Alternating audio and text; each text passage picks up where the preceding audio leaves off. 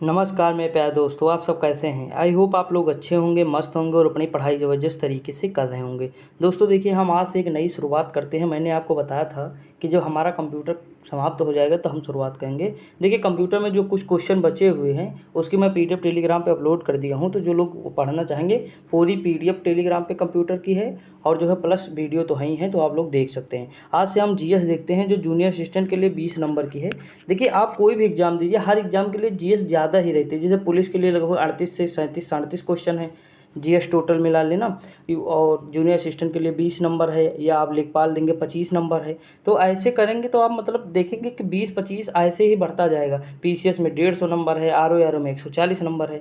तो सबके लिए इंपॉर्टेंट है और एनसीईआरटी बेस्ड है, और ये जो लेटेस्ट पैटर्न 2024 का है वही है। और देखिए, इसमें सारी चीज़ें इंक्लूड हैं, यानी अलग अलग बुक नहीं है। ये एक बुक है, 500-600 पेज की है। ये पूरी बुक एक ही में है, मैंने पढ़ी है। केवल इसमें से मैंने पॉलिटी दोस्तों पढ़ा है, जो मुझे बहुत अच्छी लगी।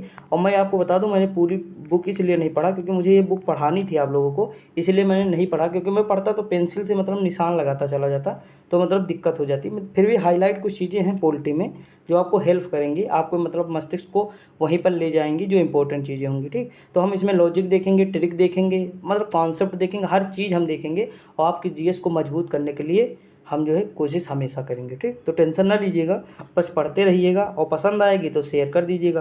देखते हैं इसमें देखिए हम इसमें पोल्टी, आज से पोल्टी शुरुआत करेंगे। पहले हम पोल्टी देखेंगे, उसके बाद ज्योग्राफी, यानी हम क्रम से देखेंगे। जैसे जैसे आगे बढ़ते जाएंगे, जो जो टॉपिक आते रहेंगे हम देखते जाएंगे। देखिए, हम आज भारतीय राज्य व्यवस्था देखेंगे, और इसमें देखिए हम कम से कम नहीं तो 6-7 टॉपिक देख लेंगे आज। ठीक, तो आप टेंशन ना लीजिएगा। देखिए, इसमें पहला टॉपिक कौन सा दिया हुआ है, जूम करते हैं थोड़ा।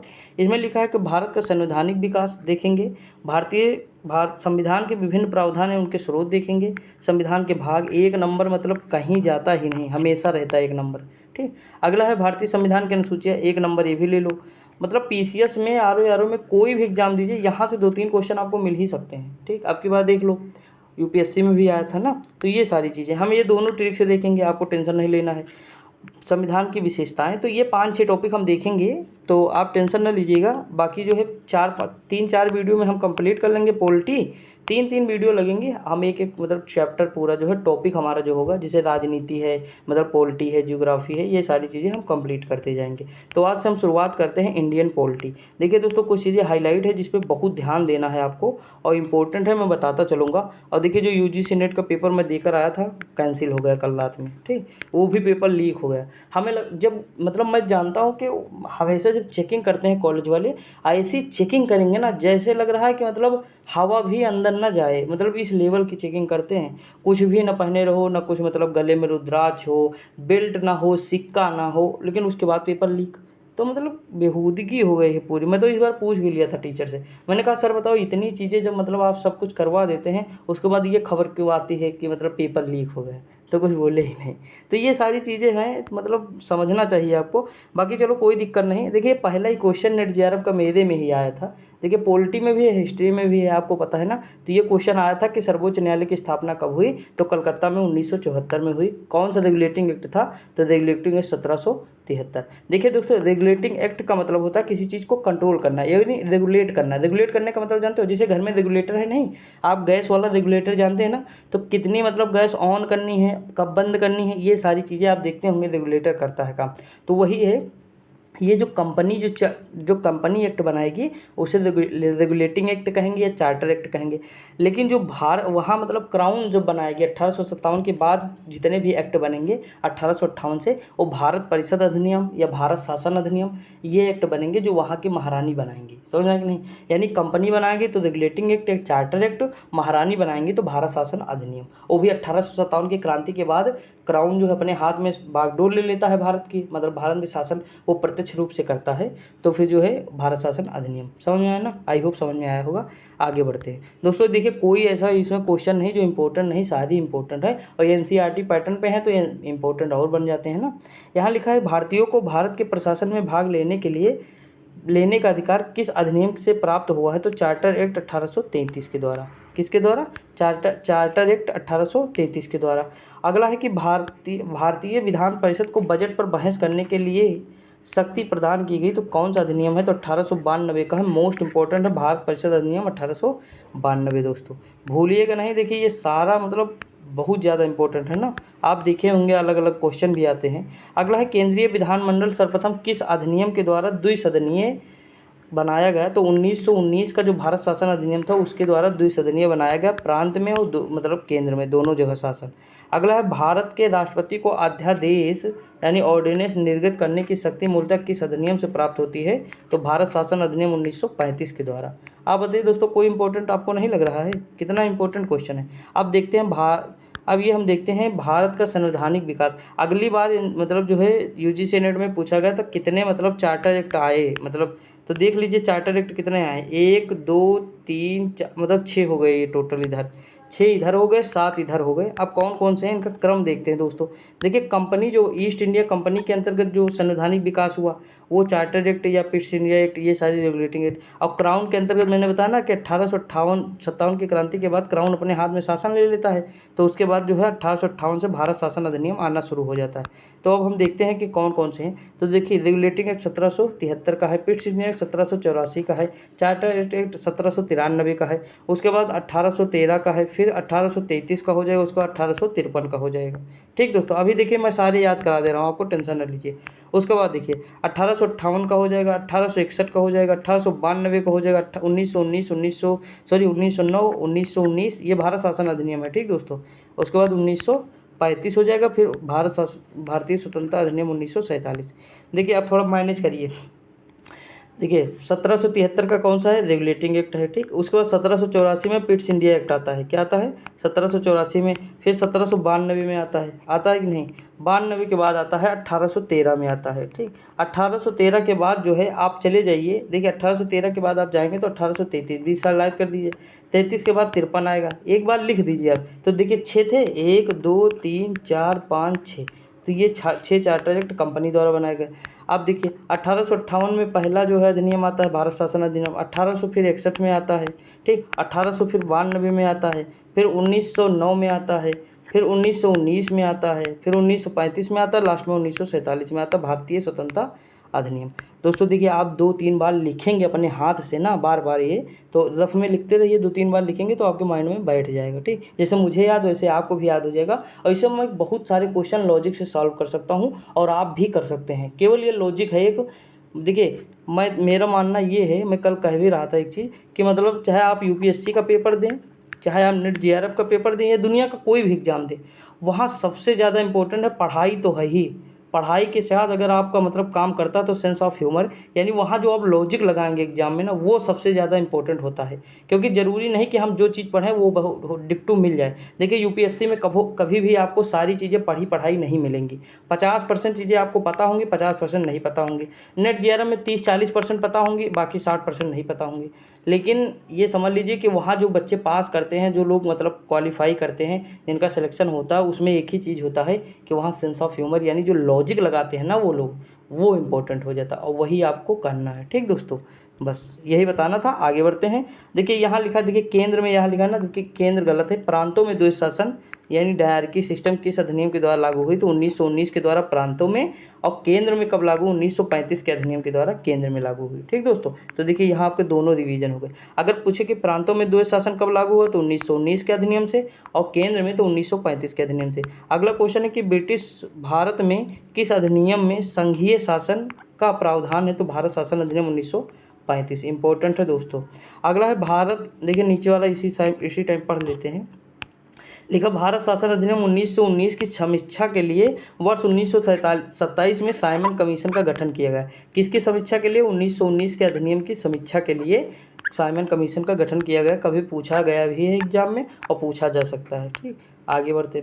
अगला क्वेश्चन, अखिल भारतीय संघ स्थापित करने का प्रावधान किस अधिनियम में है? तो 1935 के अधिनियम में है, भारत शासन अधिनियम 1935। दोस्तों हम ज़्यादातर प्रावधान कहाँ से लिए हैं? तो 1935 के अधिनियम से लिए हैं। एक चीज़ मैं आपको बता दूं, जैसे मैंने मैक्सिमम चीज़ें ब्रिटेन की ली हैं, मतलब ब्रिटेन से मैंने मैक्सिमम चीज़ें ली, जैसे संसदीय प्रणाली है या और भी बहुत सारी चीज़ें जो है ब्रिटेन से मेल खाती हैं। इसका रीज़न ये साफ था दोस्तों कि मतलब ब्रिटेन ने हमारे ऊपर बहुत लंबे समय तक शासन किया, ठीक। तो हम सारी चीज़ें ऑब्जर्व भी करते थे, यानी ऑब्जर्व करते थे, देखते थे, ऑब्जर्व करते थे। तो सारी चीज़ें जो हम देखते थे, और हमारे जितने भी मतलब महान लीडर हुए ज़्यादातर ब्रिटेन में पढ़ाई पढ़े, ठीक। तो मतलब वहाँ की सारी चीज़ें वो लोग देखे जाने, तो वो मैक्सिमम चीज़ें यहाँ पे इसीलिए आपको देखने को मिलती है क्योंकि हम ब्रिटेन के प्रभाव में ज़्यादा थे, इसीलिए हमारे संविधान में मैक्सिमम चीज़ें वहीं के प्रावधान से संबंधित है। समझ में आई कि नहीं? तो ये चीज़ें हैं। और देखिए लिखित संविधान क्यों है भारत का? भारत का संविधान लिखित है, ब्रिटेन का संविधान अलिखित है।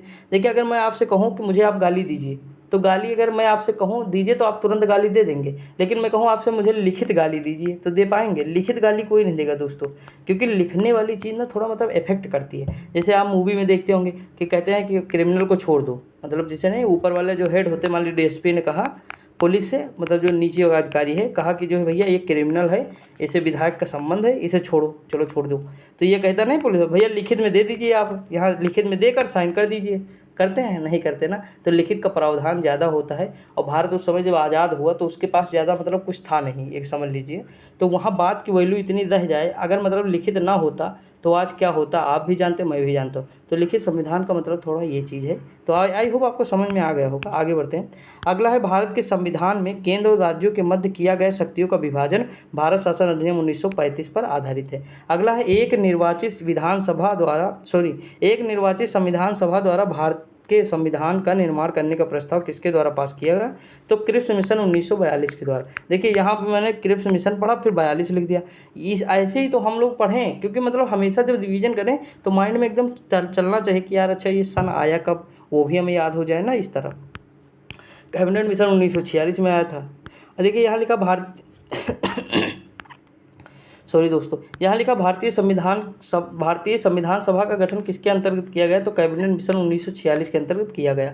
अगला है कैबिनेट मिशन द्वारा प्रस्तुत योजना के अनुसार संविधान सभा में प्रांतों से प्रतिनिधियों का निर्वाचन किस अनुपात में होता है? तो 10 लाख की जनसंख्या पर एक सदस्य होता है दोस्तों। अगला है कि भारतीय संविधान का निर्माण करने वाली संविधान सभा के सदस्यों का चुनाव किसके द्वारा किया गया था? तो विभिन्न प्रांतों की विधानसभाओं के द्वारा किया गया था। अब देखते हैं अंतरिम सरकार वर्ष 1946। देखिए जवाहरलाल नेहरू जी क्या थे? तो ये राष्ट्रमंडल संबंध थे, वो विदेश मंत्रालय। देखिए मैंने जो पढ़ाया था 1947 के बाद, स्वतंत्रता के बाद जो है मंत्रिमंडल पढ़ाया था, जिसमें मैंने ट्रिक बताई थी कि जवाहरलाल नेहरू जी जो है प्रधानमंत्री थे। यहाँ भी वही है, लेकिन कुछ चीज़ें बदली हैं। जैसे मैंने एक चीज़ बताया था कि सरदार वल्लभ भाई पटेल, तो वल्लभ को याद करेंगे, बल्लम बल्लम घर में होता ना जिसे सांप मारते हैं, नुकीला सा होता आगे, आप लोग देखे वो प्राचीन काल से चला आ रहा, ठीक, इस टाइप का कुछ रहता है, ध्यान दिए होंगे। तो देखिए वो कहाँ रहता है? बल्लम घर में रहता है। तो जो है वल्लभ हो जाए गृह मंत्रालय और सूचना प्रसार। डॉक्टर राजेंद्र प्रसाद खाद्य एवं कृषि, बिहार से आते हैं और किसान के बेटे हैं, तो खाद्य एवं कृषि मंत्रालय। जॉन मथाई किससे हैं? उद्योग एवं आपूर्ति। जगजीवन राम, जग में रहना है तो श्रम करना पड़ेगा। अगर हमें जग में जीवन चाहिए तो क्या करना पड़ेगा? श्रम तो करना पड़ेगा ना। बलदेव, यानी बलदेव क्यों? क्योंकि रक्षा करनी है मुझे, किसकी? सबकी रक्षा करनी है, तो बलदेव। तो सरदार बलदेव सिंह किससे संबंधित? रक्षा मंत्रालय। अगला लियाकत अली खां, तो ये वित्त से संबंधित है यहाँ पे। अभी आगे हम भी देखेंगे कि स्वतंत्रता के बाद कौन कौन से हैं, तो वहाँ और भी ट्रिक रहेगी ना, तो थोड़ा बदला है बस। अगला सी राजगोपालाचारी, शिक्षा एवं कला। यहाँ से बहुत कम क्वेश्चन आते हैं, स्वतंत्रता के बाद ज़्यादा क्वेश्चन आते हैं, ठीक दोस्तों। आगे बढ़ते हैं। अगला है कि भारत की संविधान सभा की पहली बैठक हुई थी 9 दिसंबर 1946 को हुई थी। भारतीय संविधान का प्रथम प्रारूप या first draft sir VN. Rao द्वारा तैयार किया गया था, मोस्ट इंपॉर्टेंट है। अगला है संविधान सभा का स्थायी अध्यक्ष या परमानेंट चेयरमैन किसे चुना गया? तो डॉक्टर राजेंद्र प्रसाद को चुना गया था। अगला है कि संविधान सभा अस्थायी किसे चुना गया? तो सच्चिदानंद सिन्हा को। अगला है संविधान सभा में पंडित नेहरू द्वारा उद्देश्य प्रस्ताव कब पारित किया गया? तो 5 दिसंबर 1946। कौन सी बैठक थी दोस्तों पता है? ये देखिए आप लोग पढ़ेंगे 9, 11, 13। तो ये इस तरह अगर पढ़े होंगे कि पहली 9 को, दूसरी है ये, तो ये बैठक आपको लगेगा कि तीसरी है। नहीं दोस्तों, ये 5वीं बैठक थी। देखिए 9 को भी हुई बैठक, 10 को भी हुई, 11 को भी हुई, 12 को भी, 13 को भी हुई। तो 13वीं बैठक कौन सी थी? 5वीं बैठक थी। एग्जाम में ये भी पूछा गया है, लेकिन बच्चे जो है 3 मतलब 9, 11, 13 करके जो है गलत करके चल देते। अगला है नेहरू द्वारा प्रस्तुत उद्देश्य प्रस्ताव संविधान में कब स्वीकृत किया गया? 22 जनवरी 1947 को। अगला है भारतीय संविधान के निर्माण काल में संविधान सभा में कुल कितने अधिवेशन हुए थे? तो देखिए 11 अधिवेशन हुए थे, लेकिन यहाँ पे 12 अधिवेशन देखने को मिलेंगे आपको। टोटल कितने हुए? 12 हुए थे। लास्ट वाला भी हमें काउंट करना पड़ेगा, जो 24 जनवरी 1947 को हुआ, 24 जनवरी 1950 को हुआ था। अगला है भारतीय संविधान के निर्माण में भारतीय संविधान के निर्माण काल में संविधान सभा, हाँ सॉरी दोस्तों, देखिए यहाँ ध्यान दीजिए थोड़ा।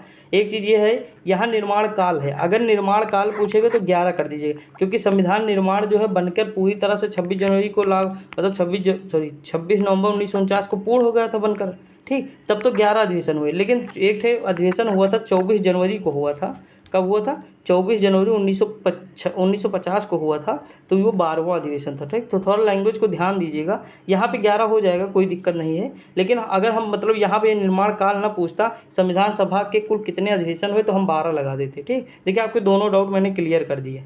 अगला दिया है, भारतीय संविधान के निर्माण में संविधान सभा कितना समय लगा? 2 वर्ष 11 माह 18 दिन। भारतीय संविधान सभा के संवैधानिक सलाहकार कौन थे? सर VN राव थे। भारत की संविधान सभा ने वर्तमान रूप में राष्ट्रीय ध्वज कब अपनाया था? तो 22 जुलाई 1947 को अपनाया था। मोस्ट इंपॉर्टेंट है, आपके बार पेट में भी पूछा गया था। अगला है कि संविधान सभा की प्रथम बैठक की अध्यक्षता डॉक्टर सच्चिदानंद सिन्हा किए थे, जो अस्थायी अध्यक्ष थे।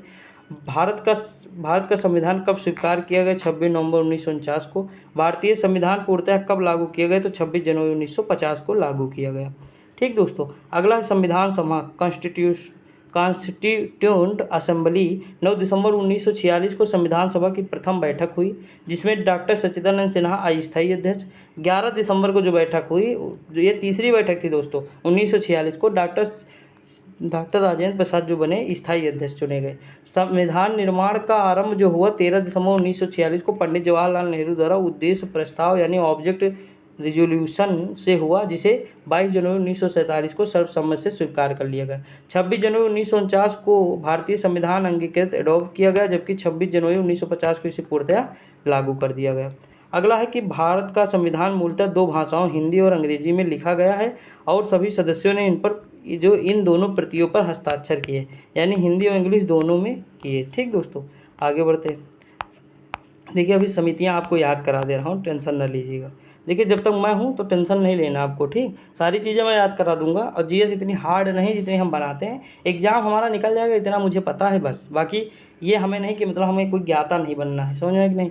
आप भी अपने माइंड में, देखिए मैं आप ही को लेकर कह रहा हूँ, ये नहीं मैं अपने को नहीं कह रहा हूँ। आप ये सोचिएगा कि आपको ज्ञाता नहीं बनना है, आपको एग्जाम क्वालिफाई करना है। जो क्वेश्चन आते हैं मैं सारे क्वेश्चन कर ले जाऊँ, PCS तक के कम से कम मुझसे हो जाएँ, ठीक। तो ये अगर आपके अंदर है तो बढ़िया रहेगा, कोई दिक्कत नहीं। अगला 26 जनवरी 1949 को भारतीय संविधान किसके द्वारा अधिनियमित किया गया? तो संविधान सभा के द्वारा अधिनियमित किया गया। अगला है जनगण मन को भारत के राष्ट्रगान के रूप में कब अपनाया गया? तो 24 जनवरी 1949 को अपनाया गया। मैंने बताया ना कि ये लास्ट बैठक थी, हमारी 12वीं बैठक थी, 24 जनवरी 1949 को हुई। इस दिन जनगण मन जो राष्ट्रगान था ये हमारा अपनाया गया, ठीक दोस्तों। अगला है कि भारत सरकार द्वारा अशोक स्तंभ को राष्ट्रीय चिन्ह के रूप में कब अंगीकृत किया गया? तो 26 जनवरी 1950 को किया गया। अगला है कि संविधान सभा की सलाहकार समिति एडवाइजरी कमेटी के अध्यक्ष कौन थे? सरदार वल्लभ भाई पटेल जी थे। अगला क्वेश्चन दिया है कि संविधान सभा को झंडा समिति डॉक्टर राजेंद्र प्रसाद हो जाएंगे हमारे।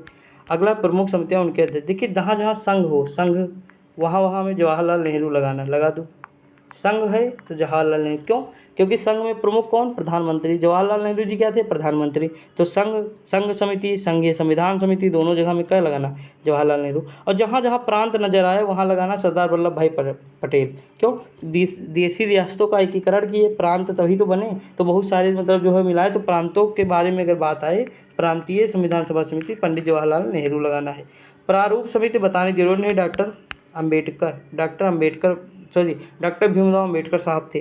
तो ये मतलब प्रारूप समिति। मौलिक अधिकार सरदार वल्लभ भाई पटेल। अल्पसंख्यक संबंधी परामर्श समिति, ये भी कौन है? सरदार वल्लभ भाई पटेल है। तो प्रांतीय, मौलिक और अल्पसंख्यक कौन है? सरदार वल्लभ भाई पटेल है। अगला है प्रक्रिया नियम समिति, तो स्थायी अध्यक्ष कौन थे? यही थे। तो प्रक्रिया कौन करेगा? डॉक्टर राजेंद्र प्रसाद जी करेंगे। तो ऑप्शन नंबर क्या, ये प्रक्रिया नियम समिति कौन है? डॉक्टर राजेंद्र प्रसाद। राज्यों के लिए समिति, तो राज्यों के लिए समिति जो थे जवाहरलाल नेहरू। देखिए यहाँ प्रांत नहीं लिखा, प्रांत राज्य जो है वो अलग अलग उस हिसाब से है, ठीक। यहाँ राज्य अलग है, तो ये डॉक्टर राजेंद्र प्रसाद पंडित जवाहरलाल नेहरू हो जाएंगे। संचालन समिति डॉक्टर राजेंद्र प्रसाद। देखिए प्रक्रिया हो, संचालन हो, ये कौन हो जाएंगे? डॉक्टर राजेंद्र प्रसाद। संविधान सभा के कार्यों से संबंधित समिति कौन थे? JV मावलंकर, ठीक। तो ये कुछ समितियां थी जो इंपॉर्टेंट है, याद रखिएगा। आगे देखते हैं। डॉक्टर BR अम्बेडकर की अध्यक्षता में संविधान सभा की प्रारूप उस समिति में 6 अन्य सदस्य हैं। N Gopala Swami Ayyangar, doctor KM Munshi, BB Lal Mitra, बाद में इनके स्थान पर N माधवराव आते हैं। अल्लादी कृष्णा स्वामी अय्यर, सैयद मोहम्मद सादुल्ला तथा डीपी खेतान। इनके बाद में टीटी कृष्णामाचारी थे। अगला दिया है कि संविधान सभा ने डॉक्टर भीमराव अंबेडकर की अध्यक्षता में प्रारूप समिति का गठन कब किया, तो 29 अगस्त 1947 को किया। डॉक्टर बी आर अम्बेडकर का संविधान सभा में निर्वाचन किस प्रेसिडेंसी से हुआ था, तो बम्बई प्रेसिडेंसी 1947-50 में हुआ था। पहले बंगाल प्रेसिडेंसी से हुआ, लेकिन जब पाकिस्तान अलग हुआ तो बंगाल चला गया पाकिस्तान में, जो जहाँ से निर्वाचित हुए थे बांग्लादेश में, तो जो है वहाँ से फिर बम्बई से लड़के आए थे। ठीक, और बाकी ये चीज़ मैंने डिस्कस कर दी। आगे बढ़ते, अब देखिए संविधान के विभिन्न प्रावधान व उनके स्रोत। देखिए यहाँ लिखा है संविधान में मौलिक कर्तव्यों यानी फंडामेंटल ड्यूटी कहाँ से लिया गया, तो यूएसएस से लिया गया, यूएसएसआर यानी रूस से लिया गया। अगला दिया है कि भारतीय संविधान में डीपीएसपी यानी डायरेक्टिव प्रिंसिपल्स ऑफ स्टेट राज्य के नीति नेतृत्व कहाँ से लिया गया, आयरलैंड से दोस्तों लिया गया।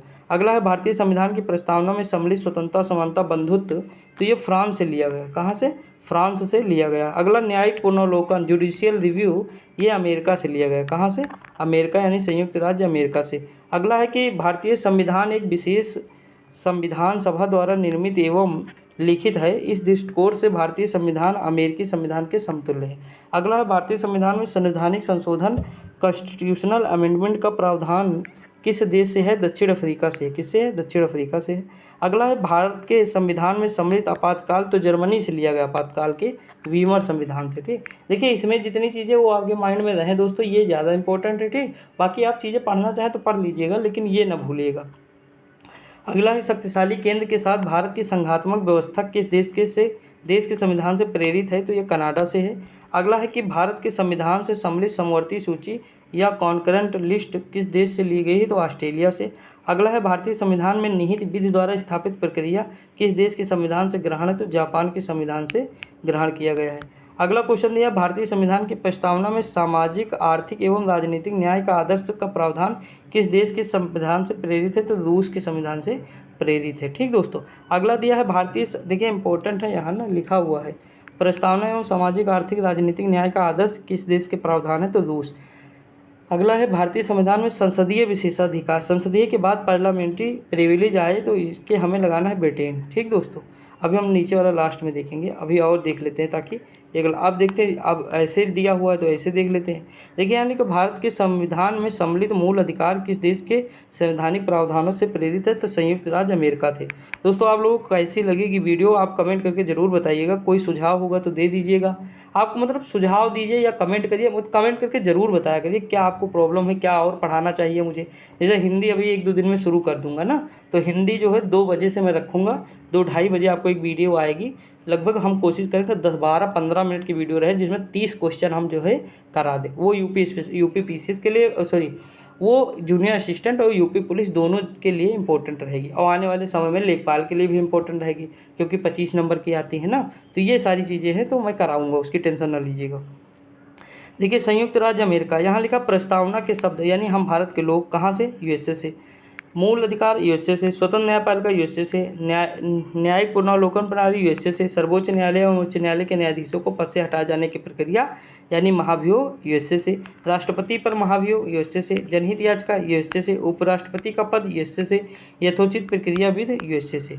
अगला है ब्रिटेन से क्या लिया है, तो विधि का शासन ब्रिटेन से, संसदीय शासन प्रणाली ब्रिटेन से, एकल नागरिकता ब्रिटेन से, द्विसदनीय व्यवस्था ब्रिटेन से, विधि निर्माण प्रक्रिया ब्रिटेन से, सर्वाधिक मत के आधार पर चुनाव जीत का निर्णय ब्रिटेन से, विधायिका में अध्यक्ष पद की भूमिका ब्रिटेन से, संसदीय विशेषाधिकार ब्रिटेन से। अगला दिया है दक्षिण अफ्रीका, संविधान संशोधन की प्रक्रिया ब्रिटेन से, राज्यसभा के सदस्यों का निर्वाचन ब्रिटेन से, कनाडा सशक्त केंद्र के साथ संघीय व्यवस्था ब्रिटेन से, शक्तियों का वितरण व अवशिष्ट शक्तियों का केंद्र में निहित होना ब्रिटेन से, केंद्र द्वारा राज्यों में राज्यपाल की नियुक्ति ब्रिटेन से, उच्चतम न्यायालय का परामर्शी न्याय निर्णय ब्रिटेन से, संघात्मक विशेषताएं ब्रिटेन से।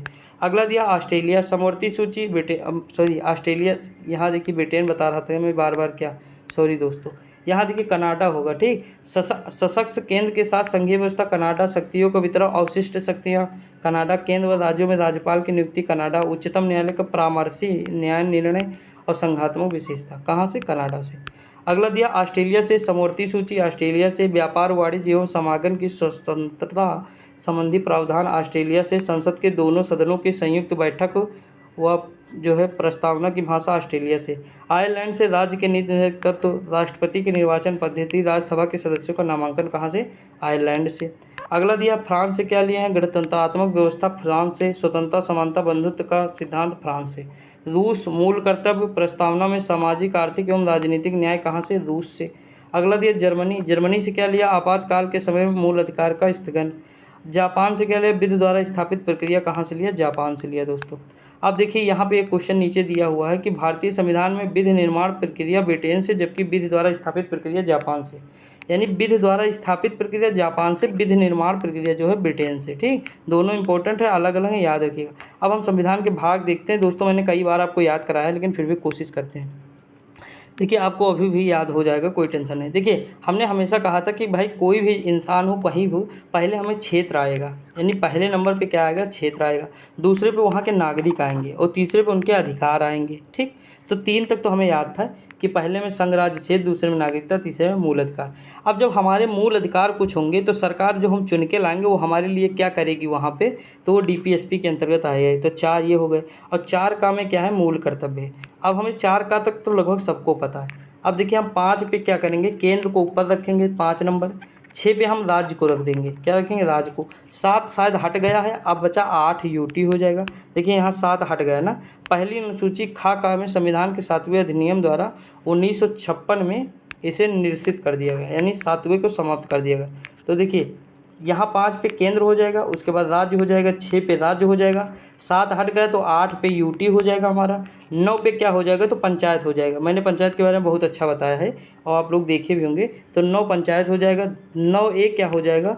तो 9A हो जाएगा नगर पालिका और 9B क्या हो जाएगा? तो सहकारी समिति हो जाएगी। सहकारी समितियाँ किस में हो? 9B यानी 9 खा में हो जाएगा। इतना समझ में आया? आगे बढ़ते हैं। देखिए मैंने आपको कहा था कि 5वीं अनुसूची में SC ST का प्रावधान है। देखिए 5 ऐसे बनाते हैं, 5 ऐसे, SC ST भी ऐसे लिखते हैं।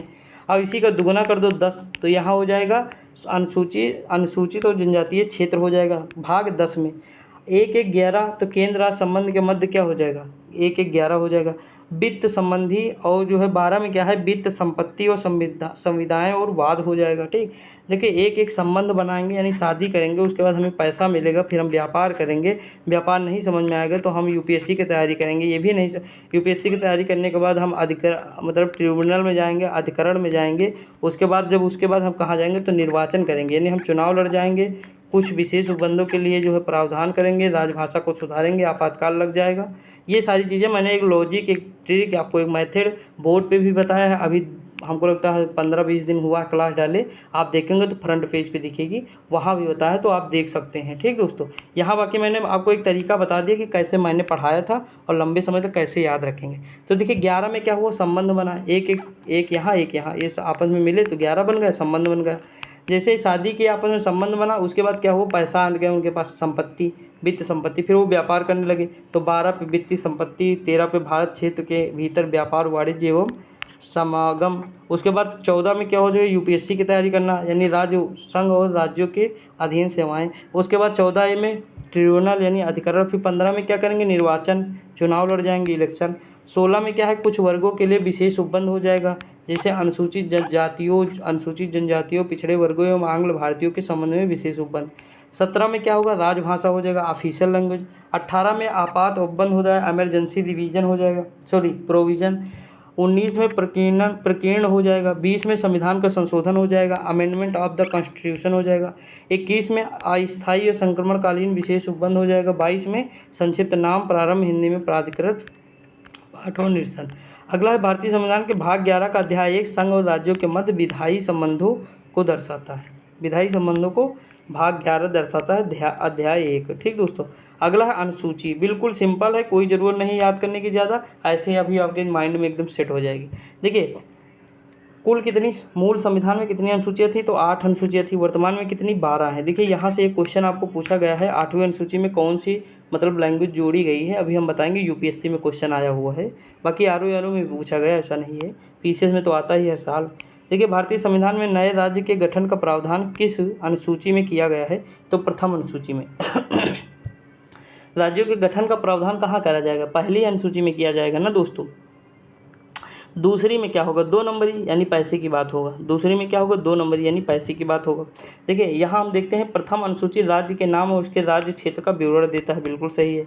अगला भारतीय संविधान की 9वीं अनुसूची, मैंने कहा था प्रथम संविधान संशोधन भूमि सुधार से संबंधित है और ये 1951 में हुआ। कब हुआ, 1951 में। मैंने कहा कि मुझे भूमि सुधार करनी है, यानी जैसे मान लीजिए किसी के पूर्वजों की भूमि है तो वो वहाँ से छोड़ना नहीं चाहता, वो किसी को देना नहीं चाहता, तो वो कहता नो नो नो नो, यानी हम भूमि नहीं देंगे, भूमि में सुधार नहीं करेंगे, यानी नो, यानी नो से नो हो जाएगा। ठीक, तो 9वीं अनुसूची प्रथम संविधान संशोधन 1951।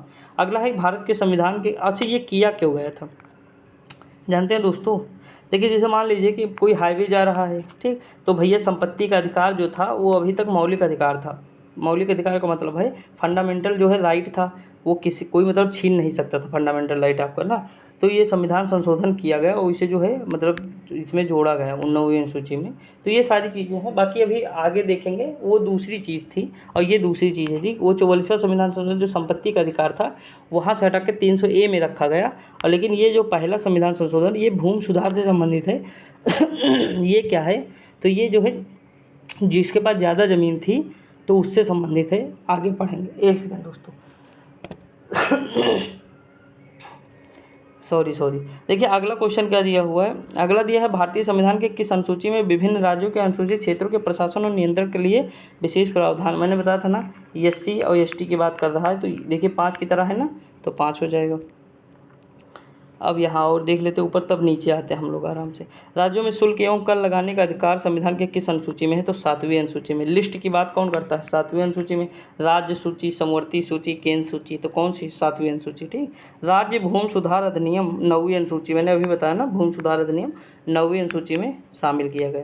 अब देखिए 10वीं अनुसूची, 52वां संविधान संशोधन 1985 द्वारा संविधान में जोड़ा गया। 51वां संविधान संशोधन 2003 द्वारा इसमें संशोधन किया गया। दल बदल विरोधी कानून भी कहा गया इसे, एंटी डिफेक्शन लॉ जो होता है। ठीक, इंपॉर्टेंट है, याद रखिएगा। अंग्रेजी भाषा में बोली जाने वाली अंग्रेजी भारत में बोली जाने वाली प्रमुख भाषा है, परंतु इसे संविधान की 8वीं अनुसूची में शामिल नहीं किया गया। दोस्तों इंग्लिश ज़्यादातर भारतीय बोलने लगे हैं, लेकिन इसे याद रखिए कि संविधान में शामिल नहीं किया गया। ठीक, 8वीं अनुसूची में।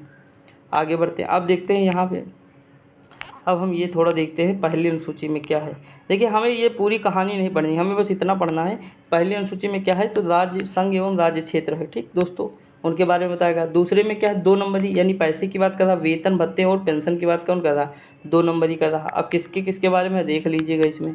अगला है कि 3 नंबरी, तो 3 देखिए सा प थ, तो कितने वर्ड, 1 2 3, तो 3 में क्या हो जाए, शपथ ओथ हो जाएगा, तो 3 में शपथ हो जाएगा। चौथा किसका होता, बूढ़े बुजुर्गों का होता। और आपको पता कि राज्यसभा में बूढ़े बुजुर्ग बैठते हैं, तो राज्यसभा में सदस्यों का मतलब राज्यसभा में स्थानों का आवंटन हो जाएगा। अगला 5वीं अनुसूची, तो अभी मैंने बताया 5 किस तरह, SC और ST। ठीक, इस तरह बनेगा, तो 5 ये हो जाएगा, तो 5 हो जाएगा। 5वीं अनुसूची में अनुसूचित क्षेत्रों व जनजातियों के प्रशासन तथा नियंत्रण से जुड़े प्रावधान है। 6ठी अनुसूची में क्या है, तो देखिए छठी, यही पेपर जो है आपकी बार RO में आया हुआ था, 2 दिन पहले मैंने पढ़ाया था, सेम टू सेम एग्जैक्ट यही था। असम मेघालय त्रिपुरा मिजोरम, असम मेघालय त्रिपुरा मिजोरम हो जाएगा।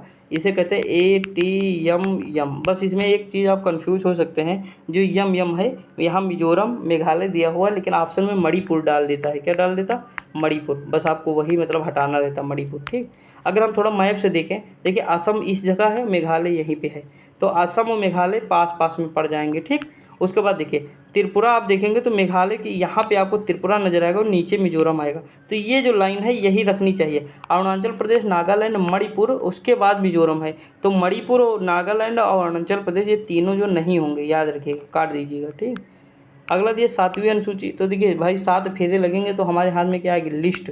लिस्ट का मतलब सूची। सूची कौन सी, केंद्र सूची, राज्य सूची, समवर्ती सूची। 8वीं अनुसूची में कौन सा है, लैंग्वेज है। 22 भाषाएं हैं, कौन कौन से, देखिए लैंग्वेज को हम लिखे हैं इंग्लिश में, लिखो लैंग्वेज।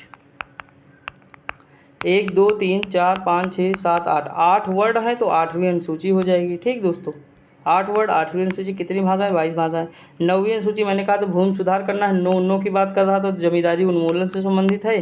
अधिनियम, नियम, विनियमन आदि हैं जिन्हें न्यायिक पुनर्लोकन से बचाने के लिए इसमें शामिल किया गया। अगला 10वीं अनुसूची, तो 10 से 10 से दल बदल, तो दल बदल हो जाएगा 10वीं अनुसूची से संबंधित। ठीक, अगला दिया 11वीं अनुसूची, तो पंचायत से संबंधित। 12वीं जो है नगर पालिका से। मैं डेली बताता था, यूपी स्पेशल में भी कई बार बता चुका हूँ। और यूपी स्पेशल दोस्तों करिएगा, कोई भी एग्जाम दीजिए, आपके लिए बहुत मतलब बेनिफिट होगा। और दूसरी चीज़ ये है कि यूपी स्पेशल अगर आप पढ़े ना तो फिर मतलब बहुत मज़ा आएगा आपको, क्योंकि उसमें इतनी मैं ट्रिक बताता हूँ, इतना लॉजिक बताता हूँ ना, आप कहीं देखे ना होंगे, ये मैं यकीन से कह सकता हूँ। देखिए यहाँ 8वीं अनुसूची में सिंधी भाषा 21वें संविधान संशोधन द्वारा 1967 में जोड़ी गई है। ठीक, कब जोड़ी गई? 1967 में। अगला देखिए भारतीय संविधान की विशेषताएं कौन कौन सी हैं। देखिए यहाँ लिखा संविधान में हमारे राष्ट्र का उल्लेख किन नामों से किया गया, तो India that is Bharat, India अर्थात भारत। ऑप्शन नंबर मतलब सॉरी ऑप्शन है ही नहीं। अगला भारतीय संविधान में किस प्रकार की शासन प्रणाली संसदात्मक शासन प्रणाली है। ठीक, पार्लियामेंट्री सिस्टम है। अगला संसदात्मक शासन व्यवस्था में विधायिका का कार्यपालिका पर नियंत्रण होता है, यानी जो विधायिका का होता है वो कार्यपालिका पर नियंत्रण होता है। कार्यपालिका का मतलब होता है जो सरकारी हमारे नौकर होते हैं, जैसे विधायिका का मतलब होता है जो विधायक जो सांसद होते हैं हमारे, जिनके पास पावर होती है कानून बनाने की। तो कानून अगर ये लोग बना रहे हैं और कानून को लागू या मतलब ये कर रहे हैं, कानून को लागू अच्छे से इम्प्लीमेंट कौन कर रहा है? कार्यपालिका कर रही है। तो सीधी सी बात, जो कानून बनाएगा और जो कानून लागू करेगा, तो कानून बनाने वाले के पास ज़्यादा पावर होती है, लागू करने वाले के पास कम होती है, वही कंट्रोल करेगा। विधायिका कार्यपालिका को कंट्रोल करती है। समझ आया कि नहीं? आगे बढ़ते हैं। अगला क्या, अध्यात्मक शासन प्रणाली का आधारभूत तत्व क्या है? एकल कार्यपालिका। अगला भारत की संसदीय शासन प्रणाली एवं ब्रिटेन की संसदीय शासन प्रणाली के मध्य अंतर बिंदु कौन सा है? तो न्यायिक समीक्षा का है। किसका है? न्यायिक समीक्षा। अगला है भारतीय संविधान का परिसंघीय है, यह किससे निर्धारित है? केंद्र और राज्यों के मध्य शक्तियों के वितरण से संबंधित है। अब देखिए दोस्तों, यहाँ पे भारतीय संविधान के मूल क्या है? समानता, भ्रातृत्व यानी भाईचारा, संप्रभुता है, समाजवादी है, पंथनिरपेक्ष, लोकतांत्रिक और स्वतंत्रता के बारे में बात करता है। अगला निर्णायक तत्वों तथा मूल अधिकारों को संविधान की आत्मा, सोल ऑफ द कॉन्स्टिट्यूशन कहा है ग्रेनविल ऑस्टिन ने कहा। किसने? ग्रेनविल ऑस्टिन ने। अगला है मूल संविधान में कुल कितने अनुच्छेद है? तो 395 और कितनी अनुसूचियाँ थी? तो 8। कब? मूल संविधान में। ठीक।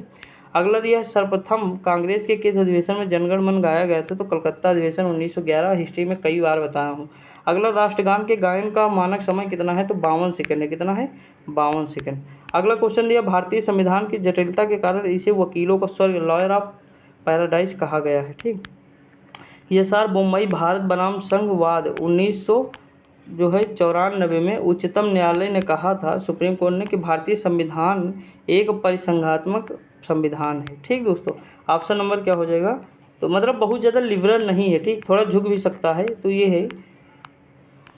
अगला क्वेश्चन दिया हुआ है, एक सेकंड दोस्तों। अगला क्वेश्चन दिया है कि भारतीय संविधान अधिक कठोर और अधिक लचीले के मध्य एक अच्छा संतुलन है, तो किसने है? ये केसी हेयर ने कहा। मैं याद कर रहा हूँ ये ट्रिक। देखिए, अधिक कठोर अधिक लचीला, तो एक टायर आप गोल गोल देखें, होयर यानी व्हीलर, होयर यानी व्हील, तो गोल गोल है, तो देखिए थोड़ा लचीला भी होता है, थोड़ा कठोर भी होता है ना। अगला दिया है कि भारतीय संविधान अंशतः कठोर अंशतः लचीला है, इसके रीजन मैंने बताया आपको। अगला दिया है कि भारत अर्धसंघात्मक राज्य है, किसने कहा? तो केसी हेयर ने कहा।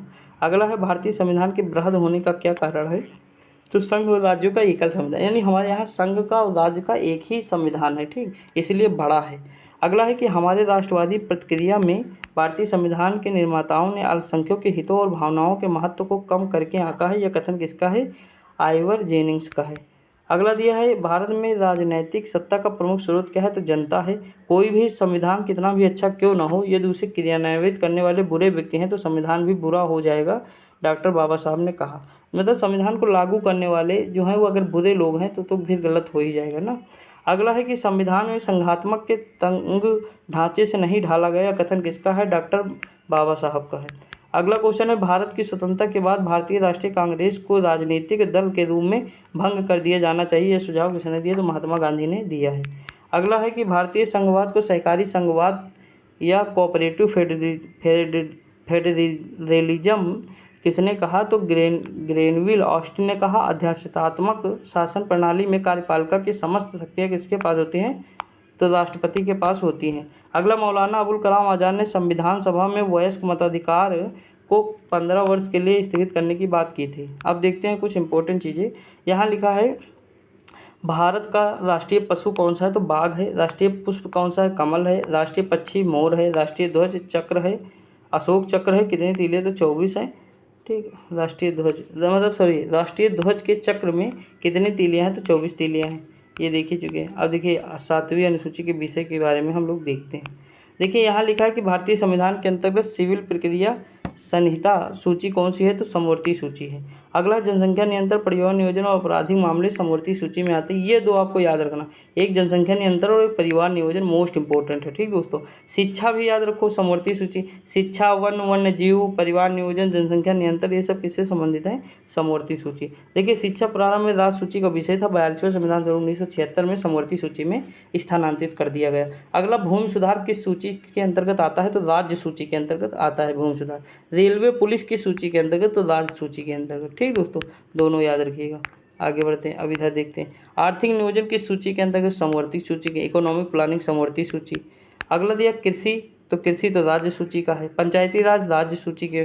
दंड प्रक्रिया भारतीय संविधान की 7वीं अनुसूची में, सूची 3 में है, समवर्ती सूची में है। अगला दिया विवाह, विवाह विच्छेद, गोद लेना किस सूची में है? तो समवर्ती सूची। देखिए दोस्तों, ये इंपॉर्टेंट है समवर्ती सूची वाला, इसलिए इसे ध्यान से पकड़े रहिए। अब देखिए हम यहाँ पे थोड़ा देखिए, हम पहले संघ सूची देख लेते हैं सारे।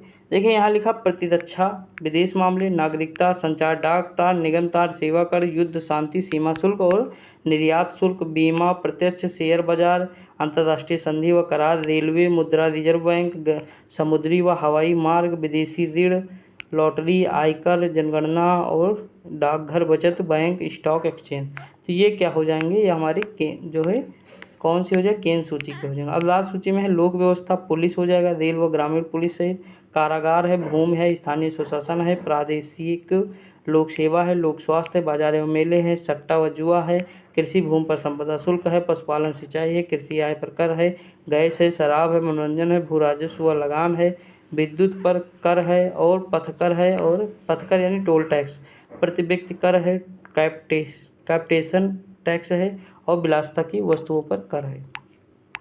अब समवर्ती सूची ज़्यादा इंपॉर्टेंट है, इसे ध्यान दीजिए। देखिए इसमें दंड प्रक्रिया है, आर्थिक व सामाजिक योजनाएं हैं, शिक्षा है, वन है, विवाह विवाह विच्छेद है, कारखाने मजदूर संघ है, खाद्य पदार्थों और अन्य पदार्थों का अपमिश्रण है, जनसंख्या नियंत्रण व परिवार नियोजन है, न्याय प्रशासन है, संपत्ति का अर्जन व अधिग्रहण है, विद्युत है, बाँट माप है, वन्य जीव जंतुओं का संरक्षण है, समाचार पत्र, पुस्तकें व मुद्रा प्लस जो है आलय, मुद्रण प्लस आलय, मुद्रालय। ठीक, तो यहाँ मतलब मुद्रा की ढलाई होती है दोस्तों। अगला दिया है स्वच्छता और औषधालय, औषधि विवाद औद्योगिक विवाद, उत्तराधिकार, विधि वृत्ति, चिकित्सा वृत्तियाँ, कीमत नियंत्रण। अब हम देखते हैं यहाँ पे, देखिए वर्तमान में संघ सूची में 98 विषय, राज्य सूची में 59 विषय और समवर्ती सूची में 52 विषय हैं। तो दोस्तों यहाँ तक था हमारा जो है, हमने कम से कम 5-6 टॉपिक देखे हैं। 5 टॉपिक तो हम देख चुके हैं। अब कल से हम जो है इसके आगे देखेंगे। आपको वीडियो कैसी लगी आप बताइएगा। यूपी स्पेशल देख लीजिएगा और डिस्क्रिप्शन में मैं सारी लिंक लगा दूंगा जो इंपॉर्टेंट होंगी आज से। तो आप लिंक वहाँ जाके क्लिक करेंगे तो आप मतलब डायरेक्ट प्लेलिस्ट में पहुँच जाएंगे। जो आपको देखना होगा वहाँ देख लीजिएगा। ठीक, मैं 2-3-4 लिंक जो है डेली मतलब जो है लगा दूँगा। तो आप लोग मतलब पढ़ते रहिए, मस्त रहिए, खुश रहिए। पेपर इस बार निकालना है तो निकालना है, बाकी सारी चीज़ें चलती रहेंगी, आप तैयारी करते रहिए। आपको वीडियो कैसी लगी कमेंट करके बताइएगा। तो मिलते हैं अगली वीडियो में, तब तक के लिए जय हिंद।